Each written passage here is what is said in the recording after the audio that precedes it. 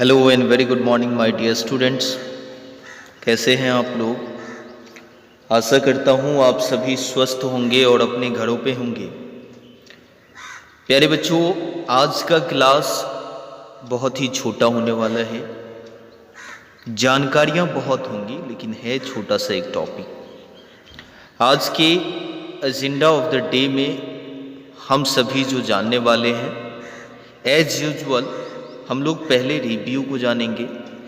Review में हम वो जानेंगे जो आज से पिछले क्लास हम सभी ने बहुत ही मज़े के साथ सीखा था, रूल्स के बारे में। और हम लोगों ने फॉर्मेशन ऑफ प्लूरल्स में सिंगुलर से प्लूरल कन्वर्ट करने के लिए जो रूल्स का एक सीरीज चला था, वह 1 to 6 रूल्स को हम लोगों ने सीखा था। माय डियर स्टूडेंट्स, आज हम लोगों को जो स्पेशली बात करना है, वह बात करना है एक छोटा सा टॉपिक है, केसेस ऑफ नाउन्स। प्यारे बच्चों, उससे पहले एक बात कर लें आपसे, जो बहुत सारे स्टूडेंट्स का यह शिकायत रहा है मुझसे, जो सर क्लास अपलोड होता है लेकिन मुझे जानकारी नहीं मिल पाती है। तो प्यारे बच्चों, मैं संडे को छोड़ करके रेस्ट ऑफ डे जितने भी आते हैं classes day by day upload करता हूँ। आपके पास नहीं पहुंचने के कई सारे ऑब्स्टेकल्स हैं।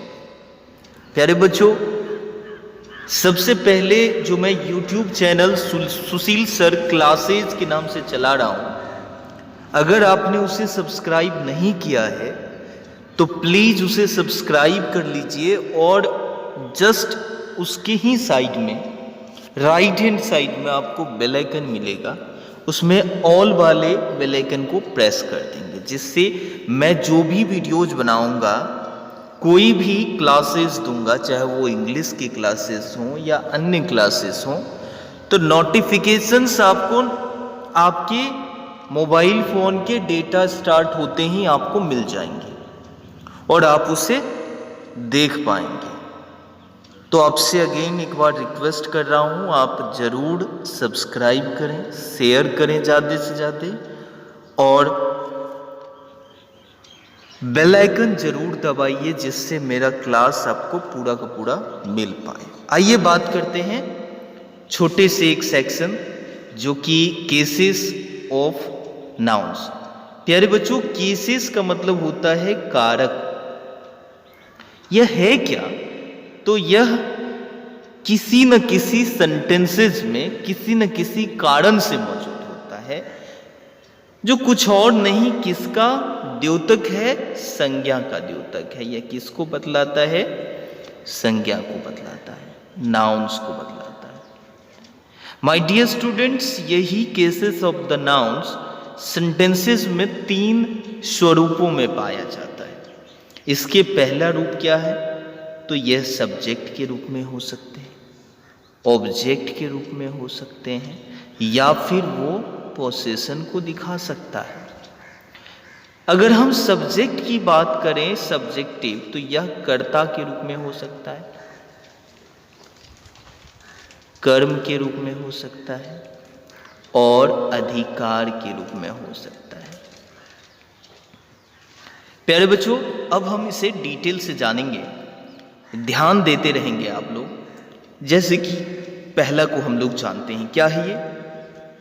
तो पहला है as a subjective of the sentences. क्या है सब्जेक्टिव के रूप में? कर्ता कारक के रूप में कैसे रहता है? तो डिस्क्रिप्शन में मैंने लिखा, a noun functioning as subject. एक ऐसा नाउन, एक ऐसा संज्ञा जो सब्जेक्ट के रूप में कार्य करे, कर्ता के रूप में कार्य करे, उसे हम क्या कहेंगे? तो उसे हम सब्जेक्टिव केस कहेंगे, उसे हम कर्ता कारक कहेंगे। जैसे कि कुछ एग्जाम्पल देखिए बच्चों, Ram Rama met me, Rama met me, Rama मुझसे मिले। यह रमा मिले, रमा क्या है? सब्जेक्ट है, और इसीलिए यह क्या कहलाएगा? सब्जेक्टिव केस कहलाएगा। दिस बुक इज माइन, यह किताब किसका है? मेरा है, इसलिए यह क्या है? सब्जेक्ट के रूप में आया, इसीलिए इसे हम सब्जेक्टिव केस कहेंगे। दैट पेन इज योर्स, यहां पे दैट पेन कहाँ आया? सब्जेक्ट के रूप में आया है, इसलिए इसे हम सब्जेक्टिव केस कहेंगे। आई ईट ए मैंगो, यहाँ पे आई क्या है? सब्जेक्ट के रूप में आया है इस सेंटेंस का, इसलिए इसे हम क्या कहेंगे? सब्जेक्टिव केस कहेंगे। प्यारे बच्चों, आप समझ पा रहे होंगे। आइए दूसरे भाग को जानते हैं। दूसरा भाग है as a objective of sentence, या ऑब्जेक्टिव के रूप में कैसे है। तो देखिए डिस्क्रिप्शन क्या है इसका, definition. A noun functioning as object, एक ऐसी संज्ञा जो ऑब्जेक्ट के रूप में कार्य करे, सेंटेंसेस में ऑब्जेक्ट कर्म के रूप में कार्य करे, उसे हम क्या कहेंगे? तो उसी को हम लोग क्या कहेंगे? ऑब्जेक्टिव केस कहेंगे। ठीक है प्यारे बच्चों, अब देखिए जैसे कि कुछ एग्जाम्पल्स देखते जाइए। क्या कह रहा है एग्जाम्पल? एग्जाम्पल कह रहा है वी मेट सुधा, किससे मिले? सुधा से मिले। तो यहाँ पे सब्जेक्ट तो कुछ और है, लेकिन सुधा से मिले, तो यहाँ पे ये किसका काम कर रही है? ऑब्जेक्टिव केस का काम कर रही है। ऑब्जेक्टिव, चलो पूरा ही लिख लो, केस का काम कर रहे हैं। ठीक है बच्चों, I bought this book yesterday, किस बुक को? तो इस बुक को यस्टरडे खरीदा था, यहाँ पे ये क्या कहलाएगा? ऑब्जेक्टिव केस कहलाएगा सेंटेंसेस का। सी ईट्स ए मैंगो, यहाँ पर आप देखिए सब्जेक्ट कुछ और है, लेकिन मैंगो क्या है? यह ऑब्जेक्टिव केस का कार्य कर रहा है बच्चों। रमेश होल्ड्स माई पेन, यहाँ पे माई पेन भी कह सकते हैं या पेन भी कह सकते हैं, ऑब्जेक्टिव केस का काम कर रहा है सेंटेंसेस में। आइए एक और पहलू को सुलझाएं, जो कि तीसरा है। क्या कह रहा है? As a possession of sentences. When, क्या कह रहा है? When a noun functioning as whose possession, ये क्या कर रहा है? सोज मतलब वह दिखाना, किसको दिखा रहा है? अधिकार को दिखला रहा है। किस में? तो सेंटेंस में, तब उसे हम पोसेसिव केस कहेंगे। शॉर्ट फॉर्म में इसे हम पीसी लिख सकते हैं। ठीक है बच्चों, देखिए ध्यान से यहाँ पे क्या कह रहा है? जो Ram's brother knows me very well, यहाँ पर आप देखिए राम के ऊपर एपिस्ट्रोफे एस लगा है, ब्रदर, यहाँ पे किसमें एपिस्ट्रोफे एस लगा? तो यहाँ पे तो राम्स में एपिस्ट्रोफे, जिसमें का लगे वही क्या कहलाएगा? पोसेसिव केस कहलाएगा। अशोकास, गर्ल्स, ये सब क्या है? पोसेसिव केस है। प्यारे बच्चों, ध्यान से जब आप लोग देखेंगे कई सारे सेंटेंसेस को एग्जाम्पल के तौर पे यूज करेंगे, तो निश्चित रूप से आप इसको समझ पाएंगे और जान पाएंगे।